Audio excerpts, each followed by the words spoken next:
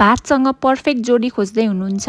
पक्नुस्, यो मापो tofu try गरेर हेर्नुस्। घरमा नै एकदम सजिलोसँग 15 मिनेटमै रेडी हुने रेस्टुरेन्ट स्टाइल। सुरुमा त मैले काट्नु पर्ने कुराहरू काटेर पनि सबै रेडी पारे ताकि पकाउन सजिलो होस्। त्यसपछि एउटा प्यान लिए, तेल हाले अनि तेल तातिसकेपछि बङ्गुरको किमा हालेको छु अनि पर्ति भुटे। किमा चाहिँ आफूलाई जेको मन पर्छ त्यो युज गर्दा पनि हुन्छ। किमा पाकिसकेपछि मसिनोसँग काटेको लसुन, अदुवा, खुर्सानी अनि ग्रीन अनियन हालेर फेरि पनि भुटे। मापो टोफुमा छुटाउनै नहुने कुरा भनेको चाहिँ सिचुवान चिल्ली बिन पेस्ट हो। सुपाहरूमा इजिली पाउन सक्नुहुन्छ। 1.5 चम्चा जति सिचुवान चिल्ली बिन पेस्ट, सोयु, नुन अनि गोजुगारु चाहिँ कलरको लागि हाले। त्यसपछि फेरि पनि सबैलाई मिक्स गरेर एकछिन पकाएँ। सबै कुरा राम्रोसँग पाकेपछि मैले अलिकति पानी एड गरेको छु। पानी उम्लिसकेपछि मैले त्यसमा टोफु एड गरेर ठिक्कको शेपमा काटे। कर्नस्टार्चमा पानी हालेर मिक्स गरेको थिएँ, त्यो पनि एड गरे ताकि सुप चाहिँ हल्का बाक्लो होस् भनेर। अब चाहिँ ढक्कन लगाएर 3 मिनेट पकाउन छोडिदिए। यति गरेपछि घरमा नै रेस्टुरेन्ट स्टाइल मापो टोफु रेडी भयो। सबै कुरा ट्वाक्क मिलेको हुन्छ, त्यही भएर एकचोटि घरमा बनाउनको लागि चाहिँ रेकमेन्ड गर्छु।